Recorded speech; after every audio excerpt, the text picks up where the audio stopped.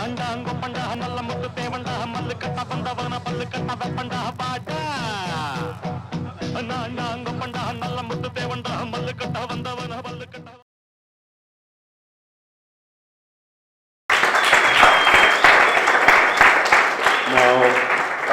forget everything you've heard. Forget it. The first thing that you should know about me is that I am kind of a big deal. Yeah. All the time, wherever I go, I am a VIP. I get preferential treatment. I am aware of it. I have wrestled with it, and I've come to terms with it. Every day of the now 9 years that I've lived in India, I have benefited from a deep-seated color bias. Yes, people are nice to me because of the color of my skin. And that's not all. I am also an object of curiosity, confusion, and occasionally ridicule. The latter maybe even more than the average white dude because I dress funny. The second thing you should know about me is that I smile pretty much all the time. So to the extent that if I'm not smiling, you know that there's some shit about to go down. It's serious. And not a fake smile, a genuine smile, because I am genuinely happy to meet you, right? I'm smiling at everybody I meet. I'm genuinely happy to meet them too. I know it sounds cheesy, but if when you think it, it works. It works. Try it. Now, I'm not doing that because it results in special treatment. I'm not doing it in order to get special treatment, but it does, it works. That's what happens. People engage me in conversation. They go out of their way to help me, and Mumbaikars are already a pretty helpful bunch, I think you have to say, but double for me, and they remember me. Okay, the third thing, which I am sometimes reluctant to bring up, is that I've been extremely lucky to have received a very expensive education, and a good one, also a good one. I know that I get preferential treatment because of the name on my degree. In the States, I almost never say the name because it comes across as snooty. Here, not so much. People recognize the name of the university, and they will agree that it is in fact a university. Yes, I've heard of that. I've heard of that place, and that's the end of it. So I don't always know why it is that I get preferential treatment when I do. It could be because of my degree, my beaming countenance, my spectacular wardrobe, or the color of my skin. But in most cases, I can venture a pretty good guess that it is the latter. For instance, one time I was taking the number 1 bus up from Kalava around midnight, and okay. Yeah, you're thinking, what the fuck is he doing taking the bus at midnight? Just get in the taxi, the fucking taxi like a normal person, and just pay your 100 rupees, or where do you live, Juhu?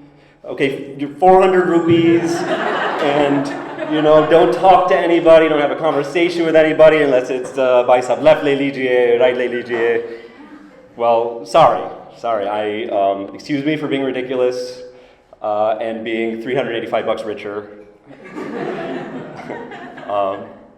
And I'll just one plug for BEST. The bus is awesome. There are plenty of good reasons besides the $385 to take the bus. You're the king of the road. There's no little puny SUV that's gonna mess with you. You're way up there above you're slightly above the traffic and the diesel fumes. You can read, right? You can take something and read. You can read street signs if you don't like to read. I could go on. It's great.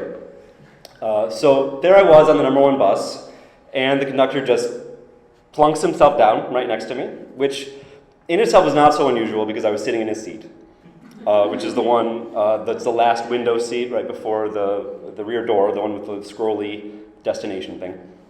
And he asked me where I was from. And then he proceeded to give me a tour of the city.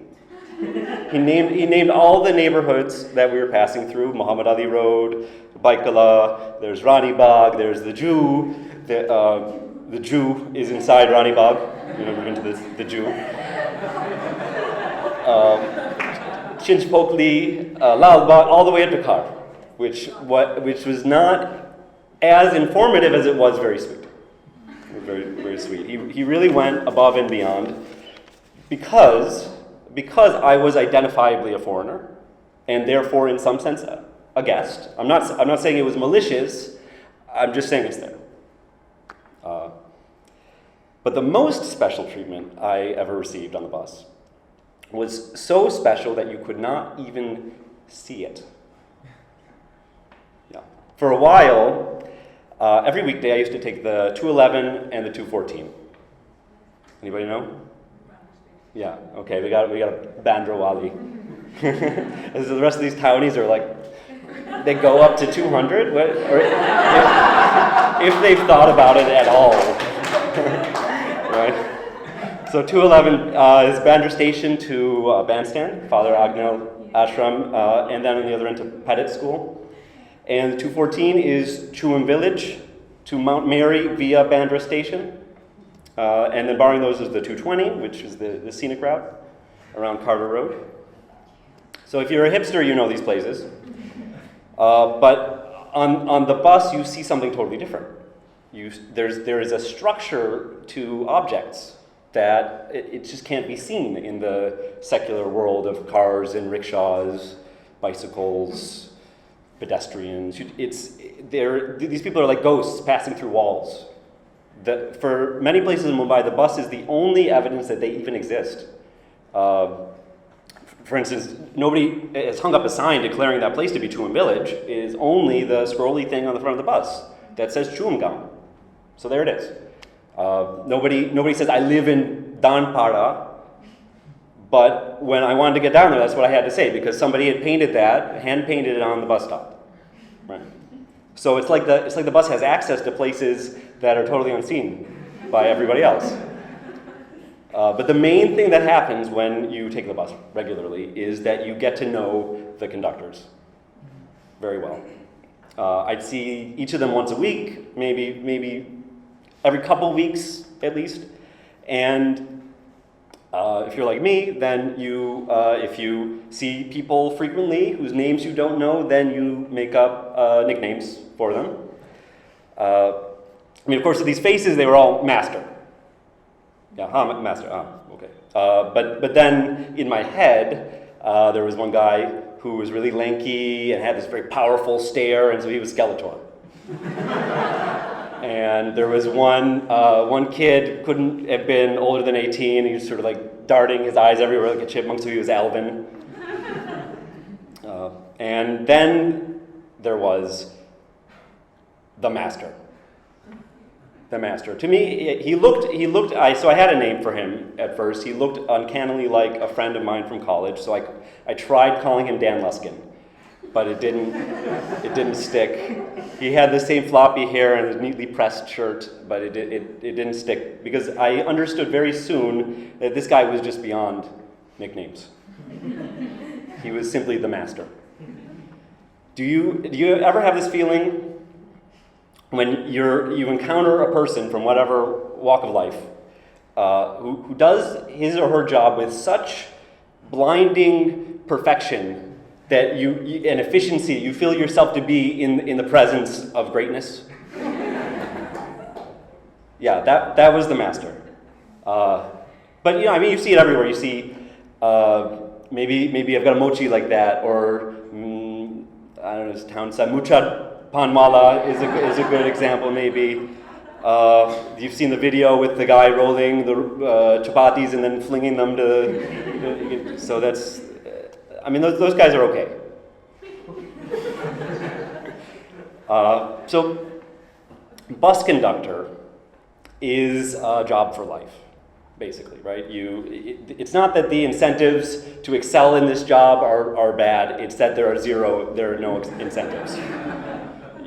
You're not getting promoted, and is very, very hard to get punished. If a conductor really gets out of line, there's a court that you can take him. My friend Dipesh did this. There's a court that you can take him to at the depot to register a complaint. But who's gonna? Depeche is like 1 in 20 million. And while I found conductors to be, without exception, scrupulously honest, but basically they're immune to criticism, right? Whatever they say goes, and they'll come in, but every day they'll do what they do reasonably well, but not the master. Reasonably well would not cut it. So the job of a conductor, first of all, is giving out tickets, right? Which they used to keep in this little case by their side, right? And they pick it up and they rummage through it and tear one off.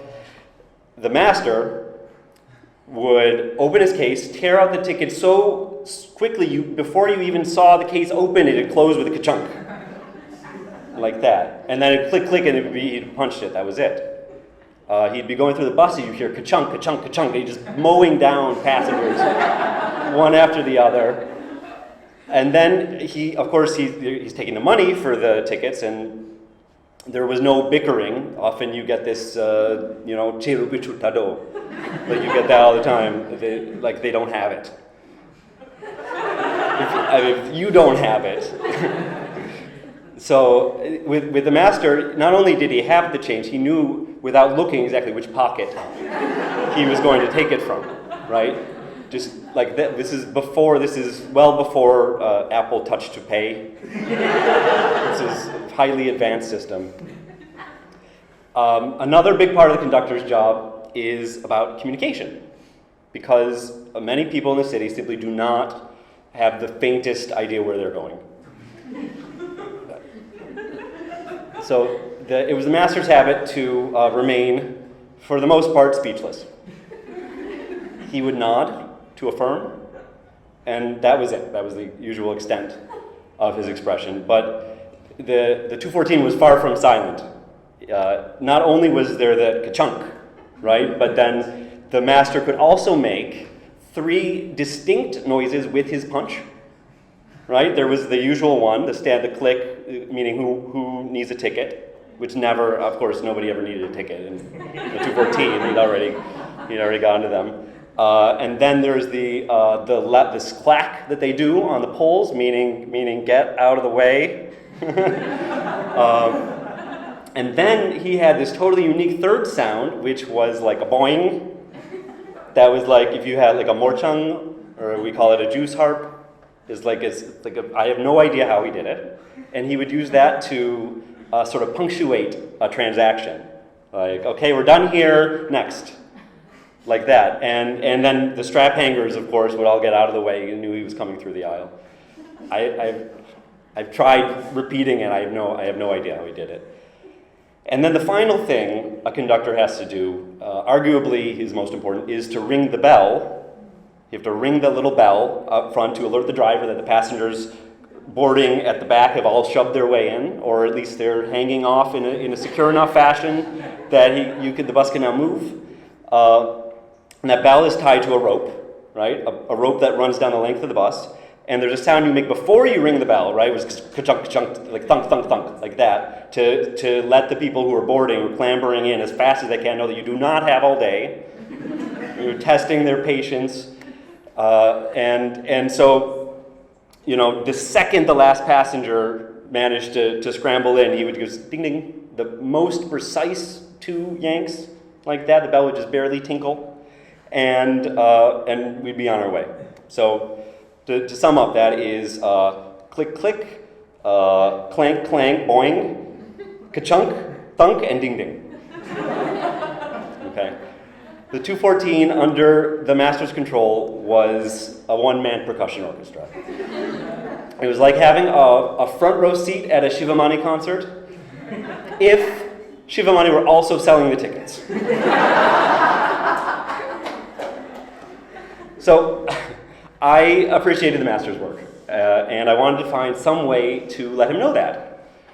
Some way to commend him, either in person or as you can, and I've done in New York for bus drivers, to nominate him for some kind of an award, something. I don't know, but it also seemed like drawing any kind of attention to the master seemed to be outside of his code.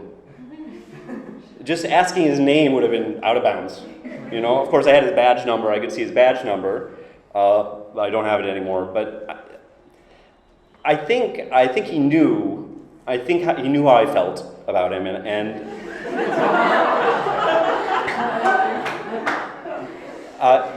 because here's how I behaved in response. Okay, here's what you can do for somebody who values precision. Right, you can make sure you're paying attention. All right, when he comes by, you're focused on that transaction. You have your money held out already, right? And I pronounced the destination clearly, C'était Sun. Yeah, C'était Sun. And then I sat back and let the magic happen. You just appreciate it. And of course I smiled, right? He, of course, did not smile back.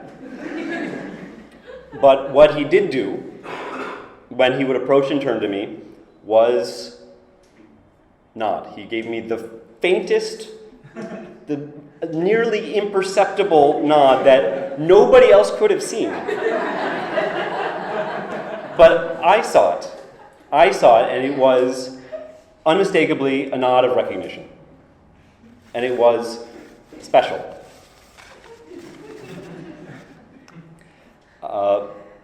When I moved away from the neighborhood, I did find the occasional reason to move, to come back to him or down Parda, but rarely by bus.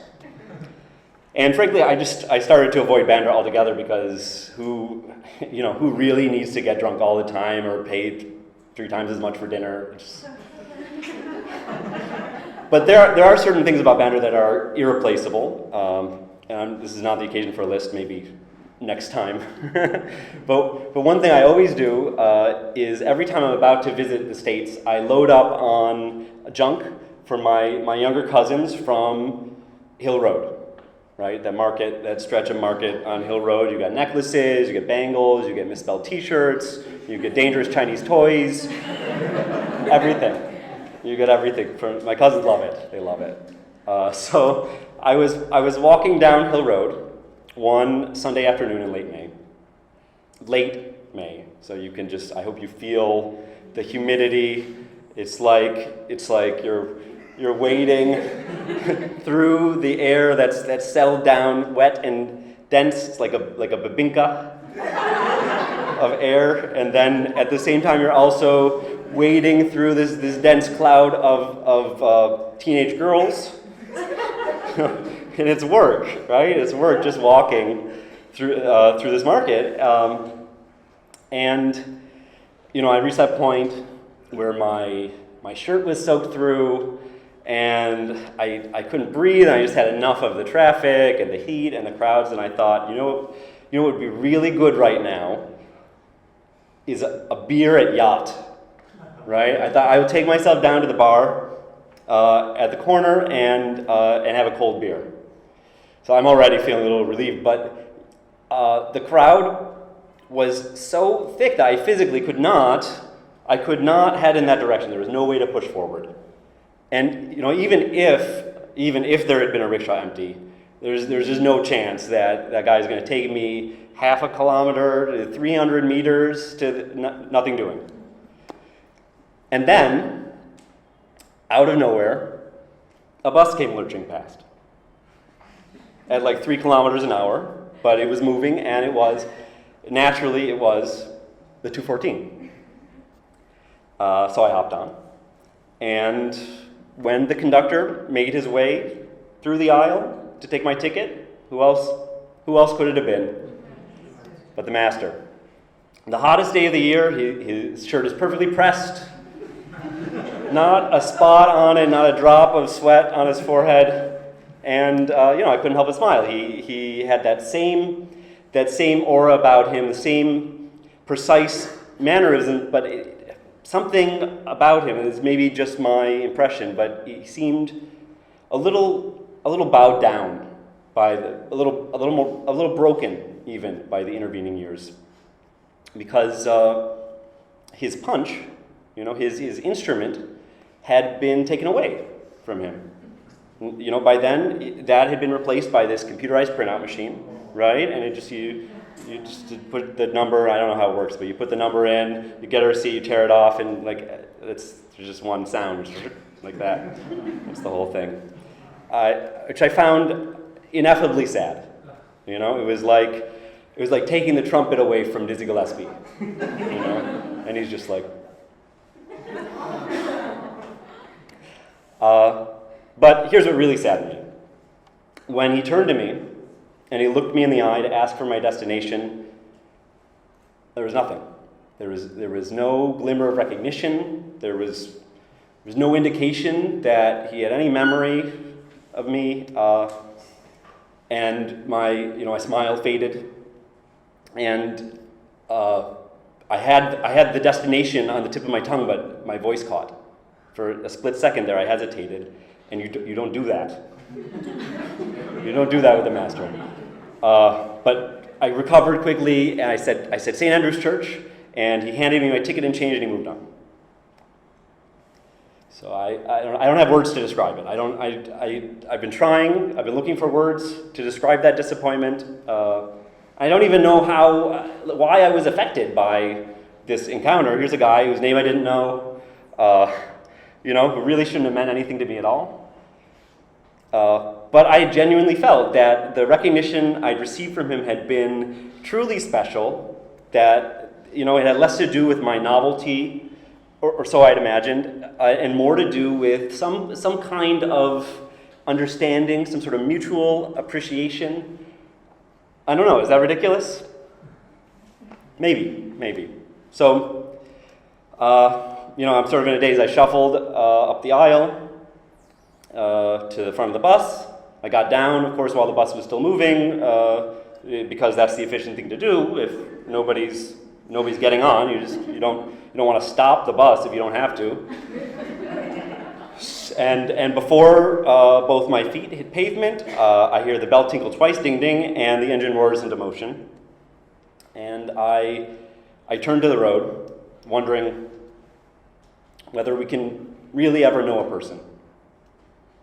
And as the 214 bus crawled ahead, there in the rear door was the master, standing at attention with his hand to his forehead in a salute, which I returned, and then I went and had a beer.